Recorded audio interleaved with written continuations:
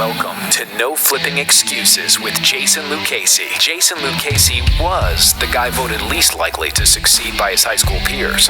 Today, Jason's a real estate flipping ninja Jedi Knight assassin who's taken his drive, street smarts, and never give up attitude and converted them into a real estate flipping business and freedom-based lifestyle.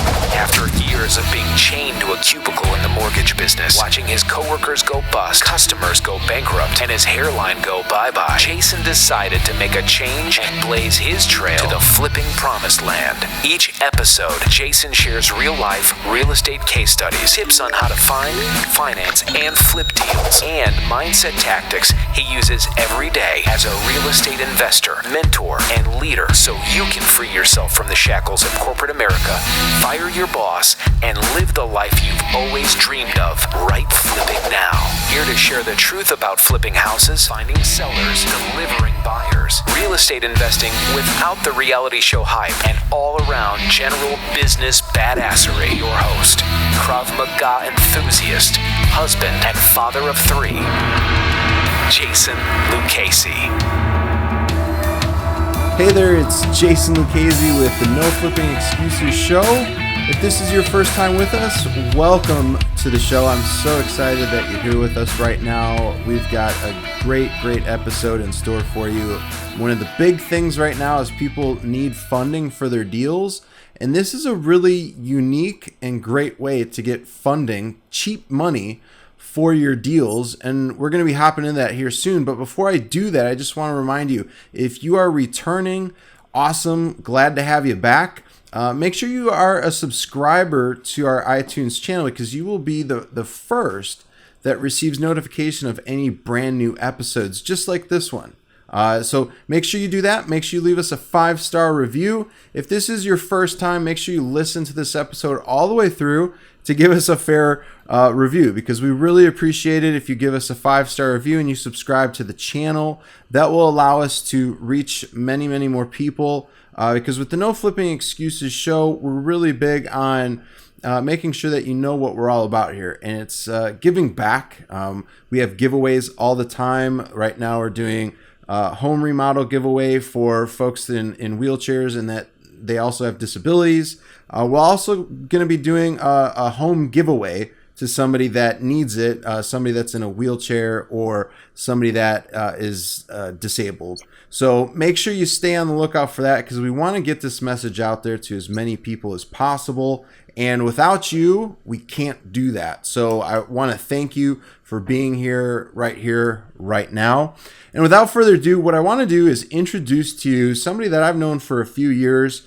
He's funded deals for us. He's funded deals for our students. And he does things in a very fast way to make sure that investors are getting paid. And I wanted to have him come on and be a guest so he could share about his company and what he's doing. His company is besttransactionfunding.com, and I am joined with Mr. Dwayne Ortega. How you doing, Dwayne? Good. Thank you for having me on, Jason. It's a pleasure. Absolutely. I know we've talked over the phone and over email a few times, and you've actually come on and you've been a guest before for our coaching students. This was a while ago. That's to show, Dwayne is doing this. And it's not just like, some fly of the night deal and he disappears. Dwayne's been doing this business for a while. So I'm glad to have Dwayne on our show so he can give you guys a great opportunity here with this funding. So Dwayne, let me ask you this. How did you get started in real estate? Well, it started about the year 2000, where I started listening to Robert Kiyosaki, actually. Oh, cool. Started investing in real estate in traditional means, getting loans and buying real estate. And then after that, I had several properties and landlorded, and then the crash came. Thankfully, I sold before the crash, but I was doing that part-time while I had a real job. And then during the crash in 2008, 2009, I was actually laid off from my job, and then I started doing transactional funding full-time. Gotcha. So how long has it been that you've been in the whole transactional realm of things? It's probably been a while, right? It's been 8 years. 8 years, yeah. That's That was right. You got into the whole transactional game when short sales were really kind of at their peak, right? Correct, correct. The first 2 or 3 years, we did exclusively, or 99% of our transactions were short sales. Wow. Wow. So what have you seen lately on the marketplace? I know short sales aren't as big as they used to be. What are you seeing right now from a funding aspect? I'd love to hear your perspective on, what are you seeing for deal wise being done by other investors? Well, after 2012, short sales took a nosedive. I mean, Right. we hardly funding short sales. And then through last year, we didn't see any short sales. Now, this year, starting, I guess, spring, we've been seeing a little bit more, an uptick in short sales, which is interesting. Yeah. Um, because now some of them don't have any deed restrictions or no resale restrictions. So that's what we've been seeing as far as short sale side. The other things we've been seeing are just normal foreclosure or distressed property back-to-back transactions, such as estates Yeah. or divorces or um, just ugly houses being resold to rehabbers. Gotcha. And it's funny that you mentioned the whole deed restriction or resale clause that a lot of these lenders were putting into their approval letters. We actually just got one, and I'm here with I call him the Chief Ninja Officer, Michael Predauer. We just got a deal that we looked at. It got approved. And I saw the deed restriction on there. I told the agent, I'm like, hey, I'm not going to be able to do anything with this. She went back to the bank and got it removed. So I'm starting Wow. to see that some of these banks are becoming a little bit more flexible with removing that, because here's what the deal was. If people aren't familiar with deed restriction, it's basically it's a letter coming from the bank stating that you can't do XYZ with the property. I don't know how or why they decided to do that, but they did. But the deed restriction is on there, and you're unable to do certain things with it. In this case, we weren't able to sell it for more than 120% of 30 days. for 30 days of what we purchased it for. And then on the 31st day, we were able to sell it for how much at that point, Mike?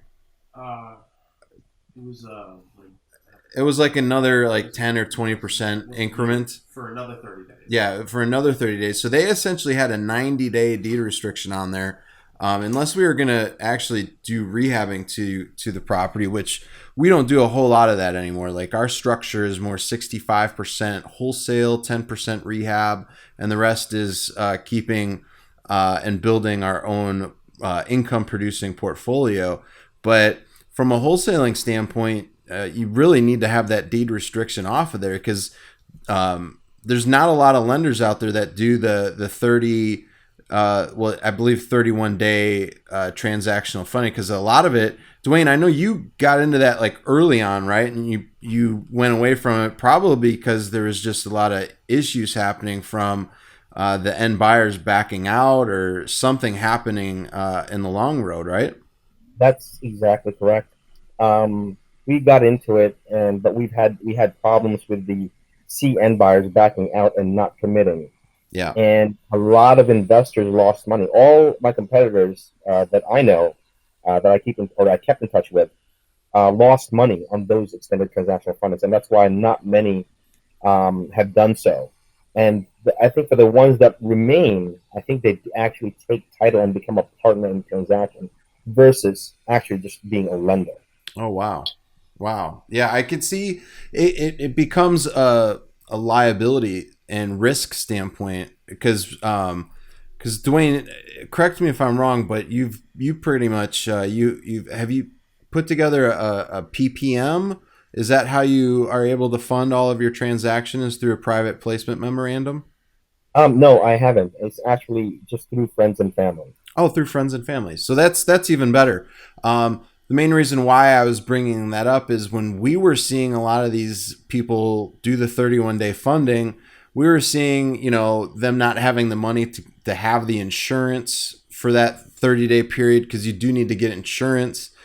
Some people weren't collecting rent money, which we were doing. We were collecting to have them more vested into the property. But I started seeing, folks like yourself and some other people were like, you know what, this is kind of, red flags started appearing right away. And you're like, I want to get out of this, because I saw a lot of people do it. And then they got out of it like a month later, just because of the fact, like, investors just weren't really savvy at that point. And they didn't collect a large enough.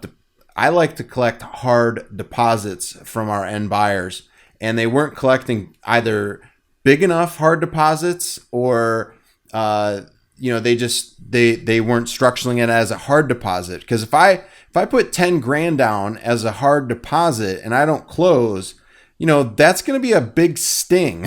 10 grand to anybody, that's going to be a sting, unless, you've got like, $50 million in the bank. But 10 grand's 10 grand. So, when you start sticking hard deposits, for those that aren't familiar with that, it's basically, it's a non-refundable deposit. So here's what we're going to do.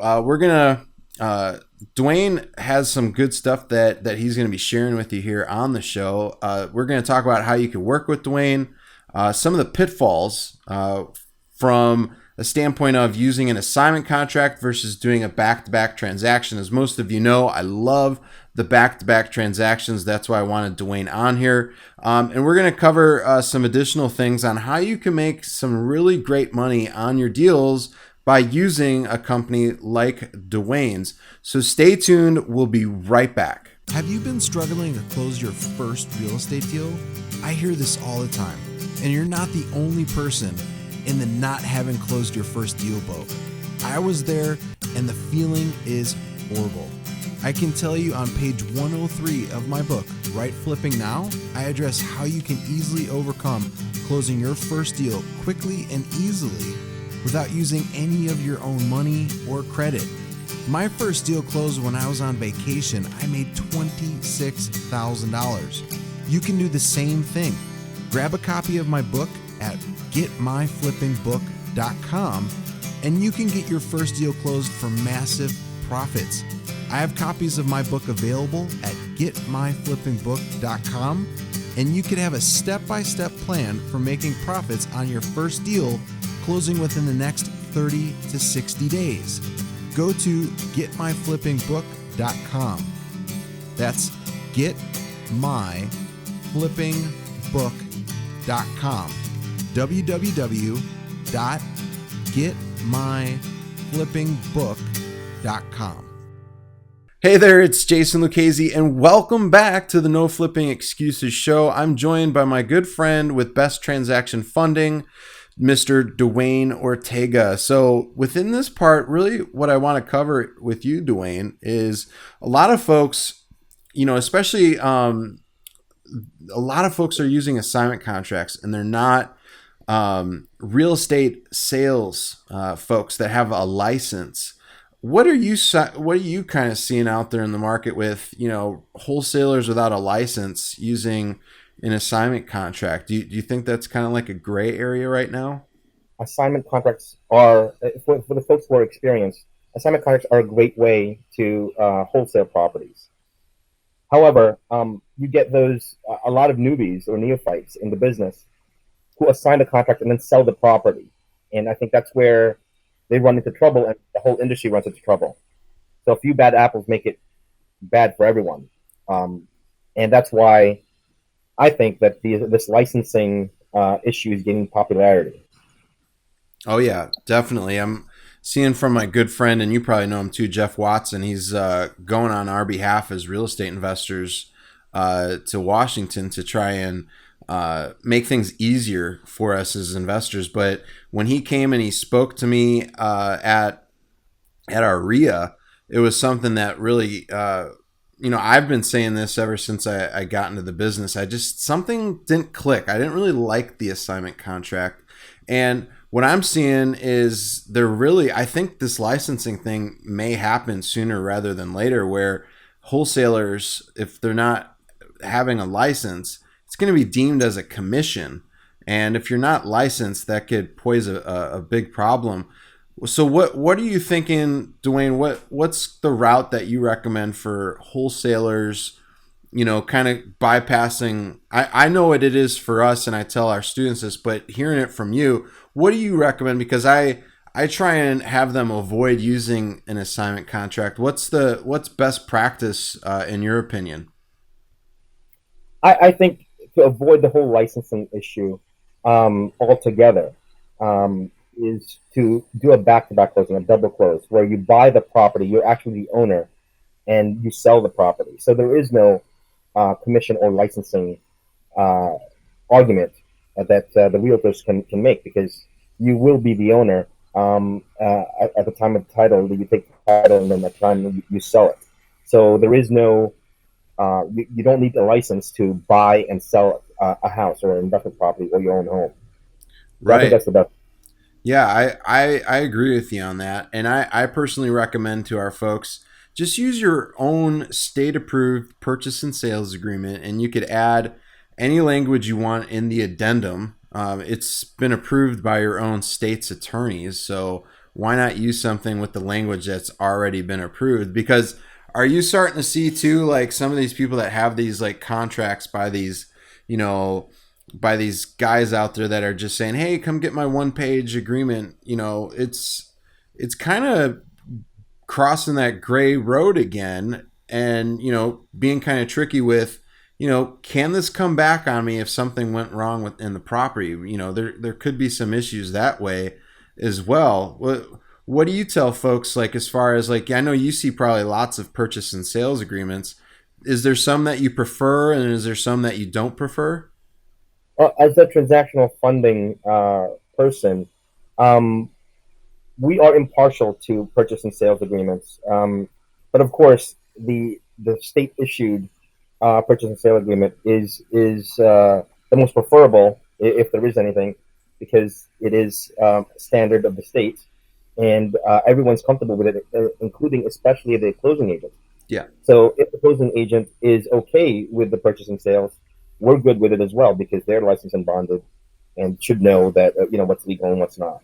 Yes, absolutely. And that's a great point that you bring up, Dwayne. Let me ask you this, because you've obviously been in this business for a while. You have your own company with Best Transaction Funding.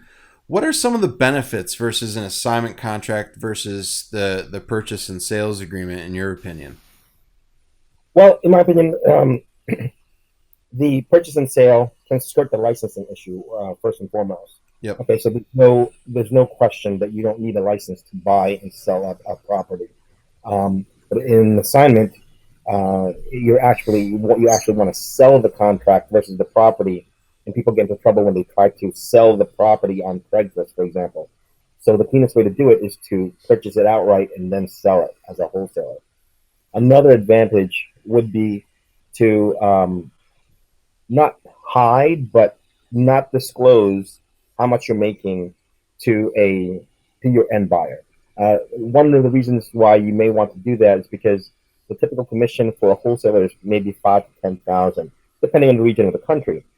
However, if you're making 50,000, 100,000, I actually have a client, a client that had the largest margin for me was $250,000. Wow. Yeah, right. You don't want the C buyer to think that, hey, you're making a lot of money on this, I'm going to circumvent you, or I'm not going to take that money. I'll give you 30,000 for that 250,000 gain, and I'll keep the rest. Right. I mean, theoretically, that shouldn't happen. Everyone should be happy if they're making money as well, but that's not human nature most of the time. They will see that, hey, you're assigning me a contract and it has a $250,000 difference. Then no, I'm not going to agree to that. I'm going to find a way to skirt around you and not tell you. So that's one of the other main reasons to double close, is to make sure that you keep the two closings separate, so that you deal with the A seller to you, and then you deal with the buyer from you separately. So there's no hard feelings or jealousy of any type. And then in the end, at the closing, he'll just know about his closing, the BC closing, which is from you to the C buyer, to your eventual buyer. He'll know only about that closing, and he doesn't know anything about the first closing, and therefore no hard feelings as to how much you're making. If you're making 250, okay, good for you. I mean, that's our transaction from the C buyer's perspective. Yeah, no, absolutely. And I like that too, where you said about circumvention. A lot of wholesalers out there that are using the assignment contract are putting themselves at risk from that standpoint too, of being completely bypassed. Because let's face it, I talked to my attorney about this. He was like, 9.5 times out of 10, the NCND is not probably going to stand up in court. It's just one of those documents, and it also depends on the judge, that it really is, you're kind of, going at this, in possibly in the wrong direction. So being possibly circumvented too on an assignment deal, that would be like devastating. And the other thing, like you were saying, like, if you're going to make 250 on a deal, somebody may be like, you know what, I don't like that. So, I'm not going to get the deal unless, you're making 30 grand. It's just some of the buyers out there can be like that. So that is something out there. So what about this one too, Dwayne? Do you have, by chance, like title companies that you recommend, or do you kind of leave that up to the real estate investor? We leave that up to the real estate investor until we speak to the title company. If they don't know what they're doing, or it's their first time, or they're by the book and they had no experience at this, then we would recommend someone else. And we try to determine that as quickly as possible and tell the B investor that as quickly as possible to switch title companies, because this will not work, because either they're too rigid or they don't understand how back-to-back transactions work. Gotcha. Okay, yeah, that makes complete sense. So, yeah, I know with you guys being in the business for 8+ years as a company, Best Transaction Funding, you probably have come across a lot of different title companies. So let's do this. We're gonna talk about here with Dwayne in just a second, like what are some of the things he wants in order to make your deal happen, because this is big.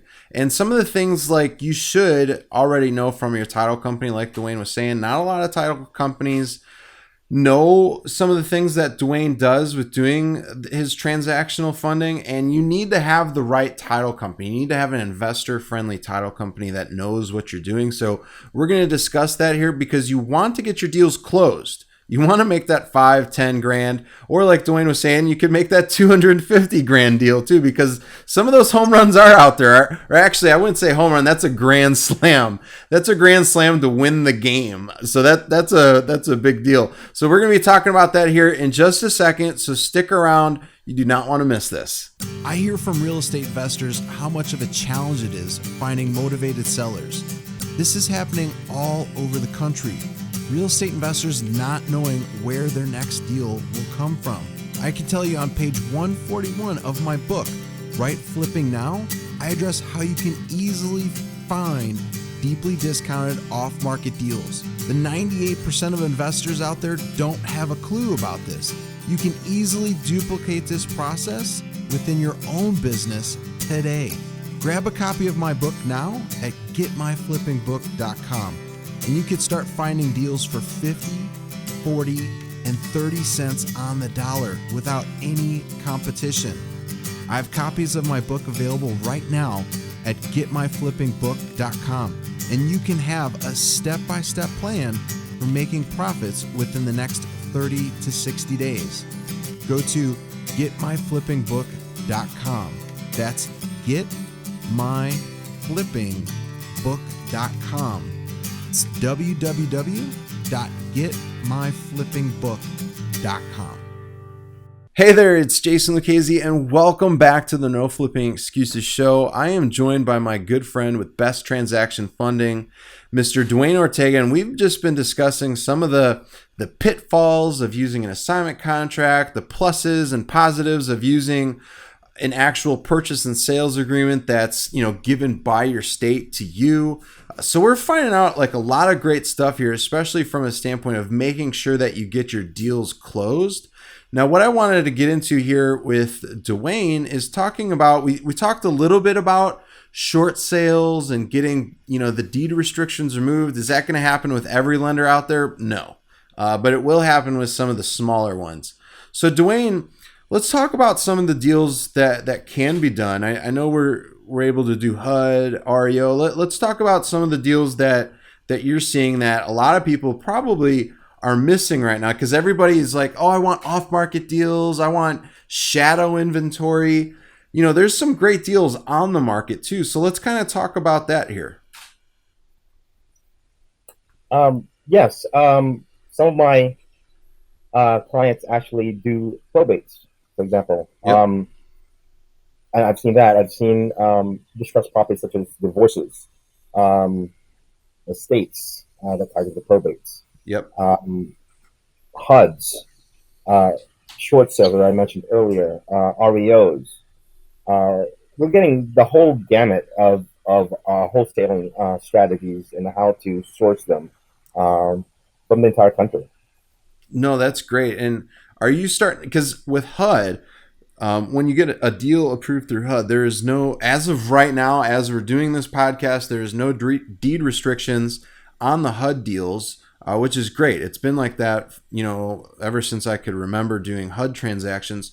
Now with REOs, are you seeing a mixture of deed restrictions on REO approval letters versus the deed restriction not being on there with REO deals? To my recollection, I've never seen a deed restriction or a resale restriction with REOs. Oh wow! So it's always, it's just like HUD. There is no resale restriction. Gotcha. So, with REOs, it's been a while since I've seen that language in there. So maybe it's just been something that you've been lucky enough to not see, because I hate when those suckers are added in there. I know Bank of America was really big with adding in deed restrictions on their REOs, but it's funny that you were just talked about you haven't seen them, and I really haven't seen them in like 3.5 years. I haven't seen them in those REOs. So finding deals on the market right now, like we talked about this with another guest who's part of the No Flipping Excuses team, Chad McCall. And we were talking about, there's so many great deals on the market right now. Even if you pick up a property, like say for instance here in Indy, maybe it was listed for $85,000. You got it down to $67,000, and you could still sell it for like $82,000, and you're still giving your buyer a great, phenomenal deal. Like most people, like that particular deal was a deal that we helped one of our students, Matt Motil, do. He made a little over, I believe, like $12,000 on the deal after everything was said in full with closing costs. But the end buyer purchased it, didn't need any rehab, but we were able to get a tenant in there. It cash flowed at like 16% capitalization rate. It's just, those are great rates. So a lot of people feel like, oh, I need to get these deals at like 60, 70%. And they don't realize like a lot of investors right now are seeing the opportunity with buying cash. So that's another big one out there. From your standpoint, Dwayne, what's some of the things that are needed in order for somebody to work with you? If you don't mind, can we go through like your intake form of what's needed in order for people to submit deals to you? Sure. On the forefront, what we need, go to our website, fill out the funding request, and what we need from the investor themselves is basically the AD contract, the BC contract, their driver's license, and proof of end buyer's funds. Okay. Those are the things. And then on the back end, we would need a bunch of other things from the title closing agents. And you want to go into what we need from the closing agents? Yeah, let's discuss that, because like when I did my first deal and I used I don't think you were around yet. Like you like came in 2009. I did my first one in 2008. And I used somebody else, and they had this language that the title company was not familiar with, and it was with a bigger title company like a Chicago Title. They just didn't understand it. So what would you recommend to like an investor listening right now? What would you recommend to them as finding the right title company? Do they need to be investor friendly? Definitely. That's half the battle. They need to be investor friendly, and they need to be open to this type of transaction. So being investor friendly, I would assume would make them open. Otherwise, if they're not sure what's going on, or if they say that we've never done this before, then we're kind of wary. And we interview them to make sure that they're okay with everything, and if they're not, then we recommend someone else. Gotcha. Now, as far as the type of items that we need from the closing agents, we would need their contact information, license, E&O, letter of good standing from the underwriter to make sure that they're established and that they're being backed by the underwriter. Okay. Their wiring instructions, title commitment, CPL, and of course the AB HUD and Patriot searches. Gotcha. And for those of you that are listening, this is stuff that Dwayne sends to your title company and they get it for him. So that's not information that you necessarily have to get, but it's also a good thing because when Dwayne's doing all that and he's sending it, maybe they may be a little slow. You can, light a fire, under their feet to be like, hey, I need you to get this done. I've got my deal that's coming up. We need to get this stuff over to Dwayne so we could get this closed. So that's another good thing too. And like Dwayne was saying, if your title company isn't really getting it and you're up against the deadline, it's better to get it done like not at like the top of the hour that day. It's better to get it done like a few days in advance. So Dwayne, don't you have like a recommendation for like time framing, like how long they should give for submitting a deal to you? Yes. If you've never done this before, I would say up to a week. But if you're confident that you have all the paperwork, I would say 3 to 5 business days. We've actually turned around transactions in 1 business day. But however, these are experienced investors with experienced title companies, and they gave us everything we needed that day. And that's a big thing too, is once you do your first deal with Dwayne, I would venture out to say it becomes easier with every transaction you do. Now, you mentioned one of the things that some folks may not know exactly what to get. So from the end buyer, your C buyer, what type of documentation as far as proof of funds do you accept? Like what's like the recommendation that you look for and you're like, okay, this is legit. This person's going to close. Like what makes you have that confidence feeling like, yeah, this is a deal. It's going to go through. Okay. So as far as what we need, let me recap what we need from the B investor. We need the AB contract, the BC contract, and also their driver's license and the proof of funds from the end buyer. Yeah. Funds from the end buyer, what we do accept is a commitment letter from a lender, which is rare. Usually a commitment letter, it implies that it's a big lender, such as a Bank of America or Nation or Wells Fargo, whatever have you. Now, it's maybe we've done 1 or 2 transactions where the end lender is a big bank. Most of our transactions, the C buyer is either a rehabber or has their own cash. If they're a rehabber, they usually have hard money. Okay.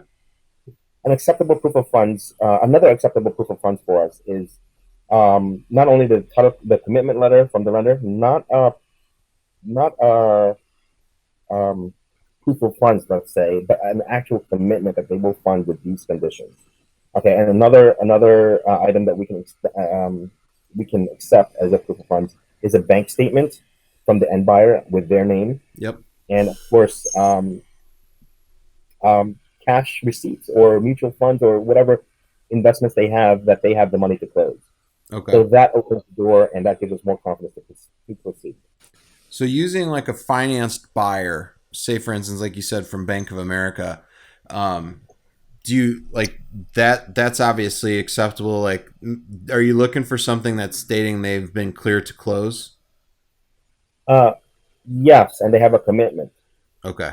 However, here's one of the gotchas, if I may. Sure. We require the end buyer's funds to be escrow, the closing agent's escrow, before we wire to make sure that they're going to close. Because we've had occasions before where we would wire in our funds and we wouldn't close and our funds would be in danger. Absolutely. So we implemented the rule, and the whole industry has adopted that rule, where the end buyer's funds must be in before our funds get in. Now, The problem with go ahead, Dwayne. they will not wire in their funds until the first transaction is done and recorded. So that's one of the gotchas there as far as getting an institutional lender for the C buyer. Okay. No, that makes sense. So would you, like, in that case, do you recommend to the individual that's closing, like the investor, maybe like, hey, let's have the A to B closing at, let's just say 2:00, and then let's have the B to C at 3:00, just to make sure like it gives them enough time in the morning to get those funds, because it might be coming in from California and they didn't get the wire out in time. So is that something that you also encourage to, like, try and set your closing times later on in the day, just in case that wire is not there? Yes, that is one of what we try to do. Another thing that we try to do is also encourage everyone, especially if it's in California for closing, to wire the day before. Okay. And get all the paperwork all signed the day before, or mail away everything returned the day before the closing, so that everything at closing is just a snap. Okay. That makes sense. And then say, for instance, they're using private money, the end buyer. Is that, again, that's like, maybe would you be okay with like looking at a self-directed IRA statement, a bank statement, like any type of a retirement account, like their 401k, something that could be turned liquid within a short period of time? Yes, that's acceptable as long as it's in their name or the name on the purchase contract. Okay, perfect. So that's going over that with Dwayne. In order to have a smooth transaction, it's not a lot of stuff, guys. A to B contract, B to C contract, driver's license, and proof of funds for your end buyer's purchase. So it's not a lot. So what I want to discuss here coming up is we're going to discuss wrapping up here in just a little bit, because this is going to be some golden nugget type stuff that you can do right now, is the HUD deals, the REO deals, finding some estate and probate deals. We'll discuss that here a little bit more in detail coming up here. And then we're also going to find out how you can have the opportunity of working with Dwayne and his company, besttransactionfunding.com. So stick around. You do not want to miss this. This is some high level stuff here that's going to make you a ton of money. So we'll be right back. Are you facing a roadblock with getting started in real estate? This is an obstacle a lot of brand new investors face.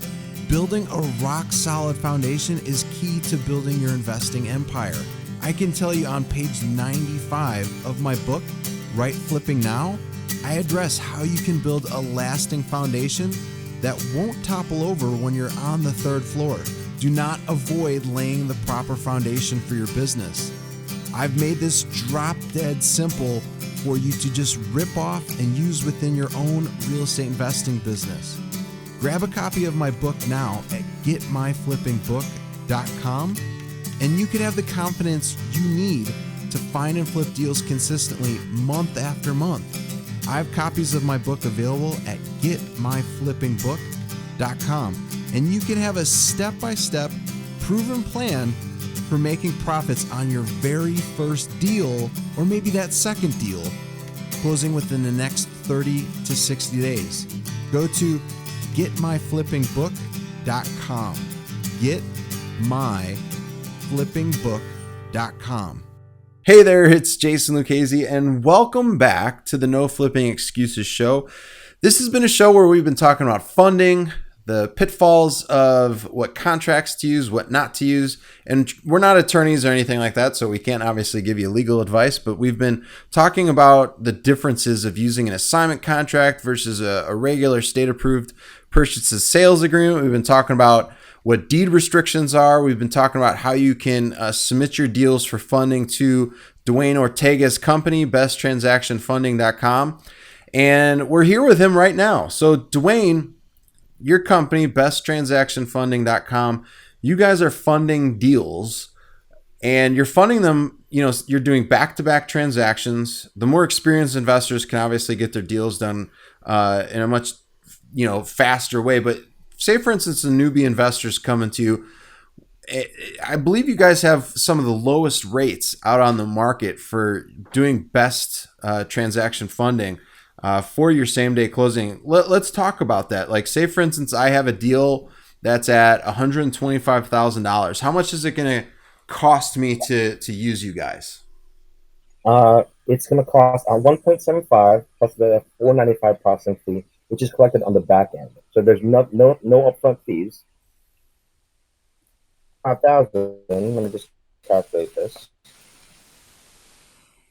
1.75 is $87.50. No, that's good. So going from, not disclosing to your end buyer how much you're making on the deal, it's 1.75%, and then the processing fee. The processing fee is, again, how much, Dwayne? It's $495 on the back end. So $495 on the back end. So nothing is coming out of your pocket up front by using Dwayne. And proof of funds letters. Let's talk about that, because we didn't talk about that, and a lot of people need those in order to get their REOs done, their HUDs done. Can we get those for free? Like, how many can we get from your site, Dwayne? Yes, the proof of funds letter is actually our most popular service. That's for free. You can go in as many times as you want on our website, and you can specify whether you want your company name on there, or your name, or just your name, or a combination of either one. So it's pretty flexible. And what we just have to say is that if you want us to confirm your proof of funds, it has to be for back-to-back closing, and not just for a rehab or for a buy, fix, and flip. Right. Because we can't verify it if that's the case. Right. No, that's absolutely on the money there. So, like I was saying, the banks, HUD, they all accept Dwayne's letter, because one of the things is the phone number's on there, so they could always call and verify that funds are actually there by using Dwayne. So that's one of the great things about this, is funds are there, and it's acceptable by banks if you're buying an REO deal, or if you're getting deals through HUD. This is acceptable. It gets deals done. It gets deals to the closing table. Or if you're buying a deal from like a private seller and they want to see, like, hey, where's the money coming from? You could show them this letter from Dwayne for your proof of funds letter. It works everywhere. I'm assuming, Dwayne, you haven't had any issues with anybody using your letter, because they could just call you, right, and verify the funds? They can call. However, due to the volume of our proof of funds, we have designated times to answer. So that's 11 a.m. Eastern and also 3 p.m. Eastern for 1 hour each time. Okay. We receive a lot of calls, and we try to return all the calls, if not the following day. There is one caveat there, though, as far as the proof of funds. A lot of people use it and abuse it, and don't intend to use our funds. They use it for other things, so just to get their foot in the door. So because of that, some sellers may say, "Oh, I'm not going to take this because I've had experience with this before and nothing came out of it." However, if you are truly using it for back-to-back purposes, we will definitely confirm it. And we've performed and closed for all legitimate proof of funds uses for our type of back-to-back transaction. No, that's great. This is a great way, especially if you're brand new or you're wanting to scale your business. This is such a really great way for getting your deals done. And Dwayne has the capital to fund your deals. Dwayne, is there a ceiling for the type of deal size that one can do? Like, say for instance, I brought you a big deal. What's the amount that you guys can go to? Well, up to $1 million, it's 1.75%, so we can go up to $1 million easily. Okay. And beyond that, it's case by case. It depends on the availability of funds. Again, we have partners as far as for the larger deals, but we can safely go up to even 40 million, depending on the transaction and also the availability of funds. Nice. Because you guys do commercial transaction funding too, correct? Yes, we can do commercial or residential. Oh, perfect. However, we only fund businesses instead of people because of the residential laws and restrictions as far as lending to residential or residential type of folks out there who buy to live in it. Yeah, no, that's great. And a couple things that you and I spoke about a while ago for HUD. This is not a cash transaction. This is a finance deal. So if you are going into HUD, this is not a cash transaction. So you can't mark it as such when you're trying to get a HUD deal. Because if you're going to be using Dwayne for your deal, he'll fund the whole thing. It'll be a same day closing. You just have to mark it down as financing. Is that correct, Dwayne? That's correct. Two things. One is make sure you represent it as a loan and not a cash transaction. Correct. That's what Jason was alluding to. Second is that you buy it as a business, as an LLC or similar, not as John Smith. Okay. And as Jason can tell you, that these two don't make a difference whether to close HUD transactions successfully or not. And we've closed them. We've closed them successfully, no problem. However, we just can't. We just have to change. If it is represented as cash, there's an extra step there that would take time, 3 to 4 days or so, to add an addendum saying that it's actually a loan after the fact. So you might as well represent it as a loan in the beginning and make everything smooth. Absolutely. And one of the things too is there's some folks that may want to close as a sole proprietor. I highly encourage you, as far as a business standpoint. I can't point you in the direction of what entity to get, but we personally have LLCs for our company for operating as a business.